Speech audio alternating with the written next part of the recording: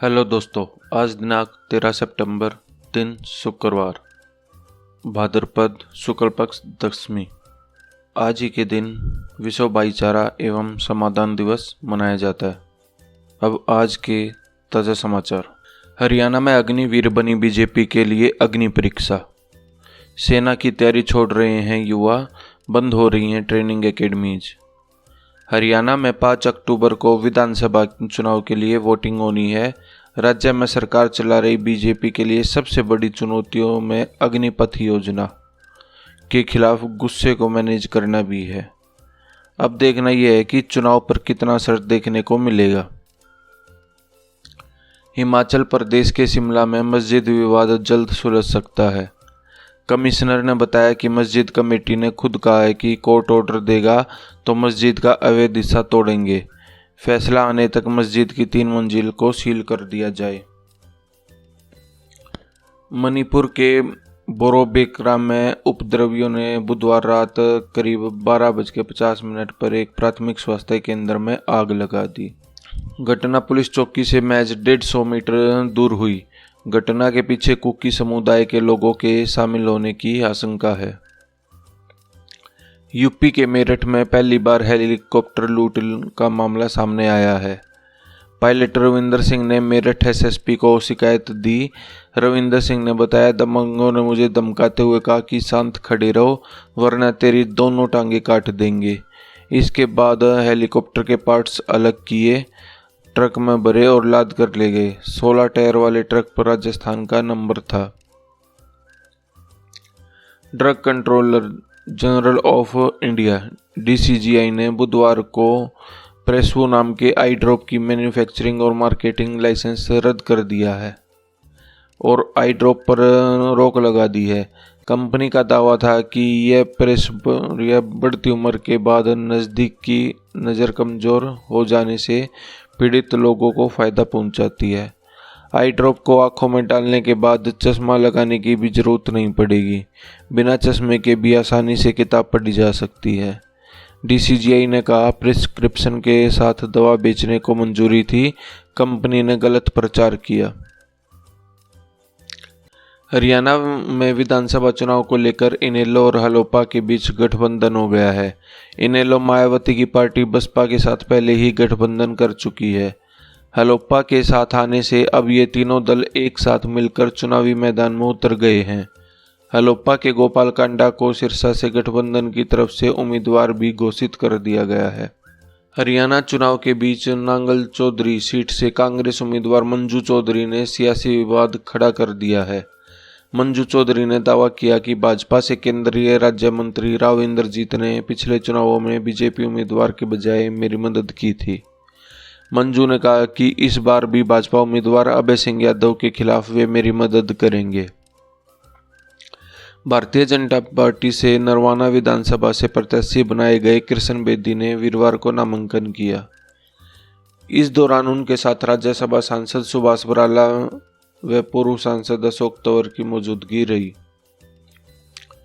हरियाणा के जुलाना हलके से भाजपा प्रत्याशी कैप्टन योगेश बैरागी ने वीरवार को नामांकन किया। जनसभा में प्रदेश के पूर्व मुख्यमंत्री और केंद्रीय मंत्री मनोहर लाल पहुंचे और लोगों को संबोधित किया। जुलाना के मालवी गांव निवासी और आम आदमी पार्टी नेत्री कविता दलाल ने वीरवार को नामांकन किया। कविता दलाल ने 2016 में अमेरिका के फ्लोरिडा में आयोजित WWE चैंपियनशिप में भाग लिया था। कविता दलाल 41 साल की हैं। कविता दलाल की शादी यूपी के बागपत में 2009 में हुई थी। हरियाणा में कांग्रेस भाजपा में टिकट बंटवारे के बाद नामांकन के आखिरी दिन भी बगावत नहीं थमी। सोनीपत में पूर्व मुख्यमंत्री मनोहर लाल खट्टर के पूर्व मीडिया सलाहकार राजीव जैन निर्दलीय चुनाव लड़ेंगे।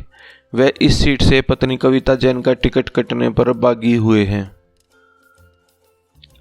इजराइल ने बुधवार को गाजा से मौजूद अल जोनी स्कूल और 2 घरों पर हमला किया। इसमें कम से कम 34 लोगों की मौत हो गई और कई घायल हो गए।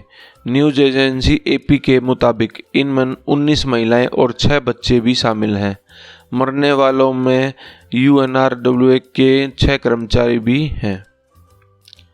मुजफ्फरनगर में हुए भीषण हादसे में 4 कारोबारियों की मौत हो गई। यहाँ दिल्ली देहरादून हाईवे पर तेज रफ्तार कार ट्रक के पीछे घुस गई। टक्कर इतनी भीषण थी कि कार के पर खच्चे उड़ गए। 7 में से 4 की मौके पर ही मौत हो गई। 3 की हालत गंभीर बताई जा रही है। बताया जा रहा है कि सभी पैसेंजर हरिद्वार जा रहे थे, जबकि आने से यह हादसा हुआ। सेंसेक्स आज 83,116 के रिकॉर्ड हाई पर पहुंच गया। निफ्टी ने भी 25,433 का हाई बनाया।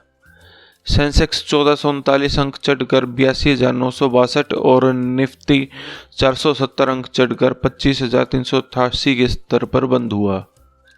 सब्जियों के महंगे होने से अगस्त महीने में रिटेल महंगाई बढ़कर 3.65% हो गई है। जुलाई महीने में यह घटकर 3.54% पर आ गई थी। वहीं खाद्य महंगाई दर 5.42% से बढ़कर 5.66% हो गई है। ग्रामीण महंगाई 4.10% से 4.16 पर पहुंच गई है। देश में पेट्रोल डीजल के दाम कम हो सकते हैं। मिनिस्ट्री ऑफ पेट्रोलियम के सेक्रेटरी पंकज जैन ने कहा कि अगर कच्चे तेल की कीमत लंबे समय तक कम रहती है तो तेल कंपनियां फ्यूल की कीमतों को कम करने पर विचार करेगी। अभी आंध्रा में सबसे महंगा 108 रुपये प्रति लीटर है पेट्रोल। कोलकाता के आरजीकर कॉलेज और अस्पताल के पास एक संदिग्ध बैग मिला। ट्रेनी डॉक्टर्स की हत्या के मामले को लेकर जिस स्थान पर डॉक्टर्स प्रदर्शन कर रहे हैं उसी स्थल पर यह संदिग्ध बैग मिला। इसी बीच अफवाह फैलाया गया कि बैग में बम है। बम निरोधक दस्ता भी मौके पर पहुंचा। जब बैग खोला गया तो उसमें बम नहीं था, बल्कि बैग में कुछ खाने पीने के सामान और कुछ वस्तुएं थी। भारत ने गुरुवार को चांदीपुर में जमीन से हवा में प्रहार करने वाली अत्याधुनिक मिसाइल का सफल परीक्षण किया। दोपहर 3:18 पर परीक्षण को पूरा किया गया। इस मिसाइल का नाम अग्नि 4 है। उत्तराखंड के चंपावत जिले में भारी बारिश ने जनजीवन को प्रभावित किया है। बनबसा में 119 मिलीमीटर बारिश दर्ज की गई। भूस्खलन के कारण टनकपुर घाट NH पर आवाजाही ठप रही। मौसम विभाग ने शुक्रवार को भी अधिकांश जगहों पर हल्की से मध्यम वर्षा होने का अनुमान जताया है। साल 2001 में दिल्ली में संसद हमले के दोषी अफजल गुरु का भाई एजाज गुरु ने चुनाव लड़ने का ऐलान किया है। वह कश्मीर की सोपोर विधानसभा सीट से निर्दलीय उम्मीदवार के रूप में चुनाव लड़ेगा। एजाज ने कहा कि उसकी विचारधारा को उसके भाई के साथ न जोड़े। उत्तराखंड के हल्द्वानी शहर में कूड़े का पहाड़ बन गया है। हर दिन 150 मीट्रिक टन कचरा ट्रचिंग ग्राउंड में डंप हो रहा है, लेकिन निस्तारण की कोई व्यवस्था नहीं है। कूड़े के पहाड़ से प्रदूषण फैल रहा है और लोगों का जीना मुहाल हो गया है। सरकार और नगर निगम इस समस्या का समाधान नहीं कर पा रहे हैं। राघव चड्ढा बोले, बीजेपी की हरियाणा में हालत आज उस फ्लॉप फिल्म की जैसी हो गई है जिसकी टिकट कोई नहीं लेना चाहता। साथ ही बोले, केजरीवाल को चुनने वाले ऑलवेज खुश। असंध विधानसभा में आप प्रत्याशी अमनदीप सिंह जुंडलाना के नामांकन में शामिल हुए थे। भारत मानव रहित जलमग्न पनडुब्बी का निर्माण करेगा। इन पोतों से पनडुब्बी और जहाजों पर हमला किया जा सकेगा। योजना पर 2500 करोड़ रुपए से अधिक की लागत आएगी। पोत का इस्तेमाल बारूदी सुरंगों को बिछाने में भी किया जा सकता है। उत्तर कोरिया ने एक बार फिर बैलिस्टिक मिसाइल का परीक्षण किया है। सियोल का कहना है कि पड़ोसी देश ने गुरुवार को पूर्वी सागर की ओर बैलिस्टिक मिसाइल दागी। कोरियाई प्रायद्वीप में तनाव के बीच उत्तर कोरिया के नेता किम जोंग उन ने युद्ध की तैयारियों को बढ़ाने के लिए अधिक आत्मघाती ड्रोन के विकास और उत्पादन को आह्वान किया है। फिनटेक कंपनी पेटीएम के संस्थापक विजय शेखर शर्मा ने कंपनी के फ्यूचर प्लानिंग के बारे में बताया। पेमेंट्स बैंक के लिए आरबीआई को दोबारा अर्जी देगी पेटीएम, एआई का भी इस्तेमाल करेगी। हरियाणा में पुलिस कांस्टेबल के 5600 पदों पर भर्ती निकाली गई है, जिसके लिए आवेदन प्रक्रिया 24 सितंबर 2024 तक की जाएगी। ऑनलाइन माध्यम से एचएसएससी की ऑफिशियल वेबसाइट पर जाकर आवेदन प्रक्रिया आप पूर्ण कर सकते हैं। अभ्यर्थी को किसी भी मान्यता प्राप्त यूनिवर्सिटी से या बोर्ड से +2 पास होनी चाहिए और साथ ही साथ मैट्रिक में हिंदी या संस्कृत एक विषय अनिवार्य रूप से पढ़ा गया हो।